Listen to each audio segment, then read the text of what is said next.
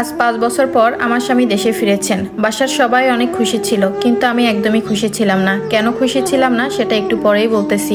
হঠাৎ করে আমার স্বামী আমার দিকে তাকিয়ে বলে, কি ব্যাপার, তোমার কি মন খারাপ নাকি অন্য কিছু হয়েছে, আমাকে বলো। আমি তখন বললাম, আমার কোনো সমস্যা না, তুমি রেস্ট নাও, আমি একটু পরে আসতেছি। তো তার জন্য যখন আমি পানি নিয়ে যাচ্ছিলাম, আমার পায়ে একটু আঘাত ছিল, আমি তখন একটু খুঁড়িয়ে খুঁড়িয়ে হাঁটতেছিলাম। সেটা আমার হাজবেন্ডের চোখে পড়ে। আমার স্বামী আমাকে সাথে সাথে ডেকে বলে, কি ব্যাপার, কি হয়েছে পায়ে? তো আমি তখন বললাম, তেমন কিছুই না, একটু ব্যথা পেয়েছিলাম। তখন আমার স্বামী বলে, আচ্ছা আমি অনেক ক্লান্ত, আমি একটু ঘুমিয়ে নিই, ঘুমানোর পর আমরা বিকালে দুইজন মিলে একসাথে ঘুরতে যাব। এই বলে আমার হাজবেন্ড ঘুমিয়ে যায়।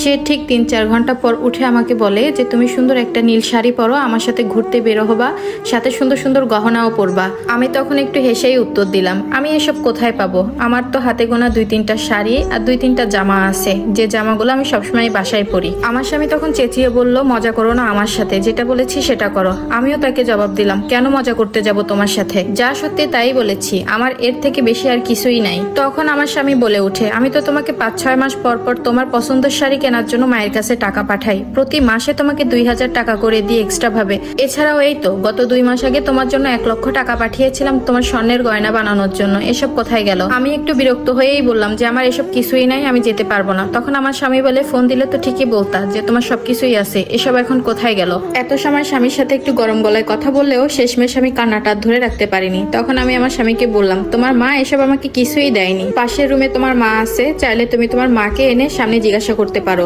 এই কথা শোনার পর আমার স্বামী তার মাকে একটা ডাক দিল। মুহূর্তেই আমার শাশুড়ি আমাদের রুমে এসে হাজির হলো। এসেই আমার শাশুড়ির জোর গলায় বলা শুরু করলো, কি হয়েছে বাবা, তুই না ঘুমছিলি? বউ কি তোর সাথে কোনো ঝামেলা করতেছে, আমাকে বল। আমার স্বামী উল্টে আবার তার মাকে জিজ্ঞাসা করলো যে, আমার বউয়ের শাড়ি কই, ওর স্বর্ণের জিনিস কই, ওকে যে এত জিনিস দিলাম এগুলো কোথায় গিয়েছে, ওর কোনো জামা কাপড় নেই কেন?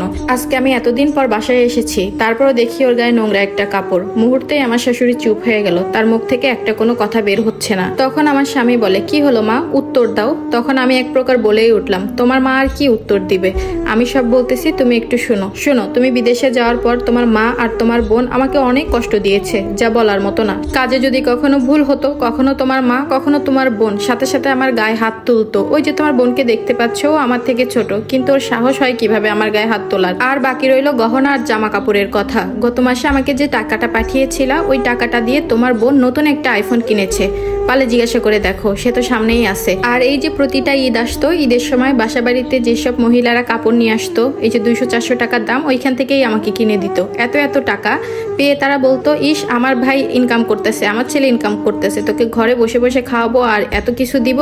পারলে তারা দুইজন এখন সামনে আছে, তাদের কাছ থেকে একটু শুনে না। আর তুমি জানতে চেয়েছিলে না যে আমার পায়ে কি হয়েছে, আমি পা ব্যথা নিয়ে হাঁটতেছি কেন? তাহলে শুনো, গত পরশুদিন রান্না করার সময় রান্না একটু ভুল হয়েছিল, খেতে একটু খারাপ হয়েছিল বিধায় তোমার মা পুরো কড়াইটা আমার পায়ের উপর ফেলে দেয়। আর তুমি জানতে চেয়েছিলে না কেন তোমার সাথে আমি কথা বলি না? আসলে তোমার মা আর বোন আমাকে কথাই বলতে দিত না। এসব কথা শোনার পর আমার স্বামী তার মাকে জিজ্ঞাসা করে, মা আমার বউ যা বলতেছে এটা কি সত্য? তখন তার মা কোনো প্রশ্নের উত্তরই দিতে পারে না, কারণ তার কাছে কোনো উত্তর ছিল না। কেন তোমরা আমার অনুপস্থিতিতে আমার বউয়ের সাথে এত খারাপ ব্যবহার করেছো, তাকে কাজের মেয়ের মতো রেখেছো? তখন আমার শাশুড়ি বলে, বাবা আমাদের ভুল হয়েছে, আমাদের ক্ষমা করে দে। আমার ননদে বলে যে, ভাইয়া ক্ষমা করে দাও। এমন অবস্থায় আমার স্বামী অনেক রেগে যায়। আমার স্বামীকে বললাম, তুমি শান্ত হও, যা হয়েছে হয়েছে। আমার শাশুড়ি আর ননদ রাগ দেখিয়ে রুম থেকে বের হয়ে যায়। তখন আমার স্বামী আমাকে বলে, আমার অনেক ভুল হয়েছে তোমাকে এভাবে রাখার, আমি তোমার কাছে অনেক ক্ষমা চাচ্ছি। আমি তখন আমার স্বামীকে বললাম, তোমার তো কোনো দোষ নাই, তুমি কেন ক্ষমা চাচ্ছ?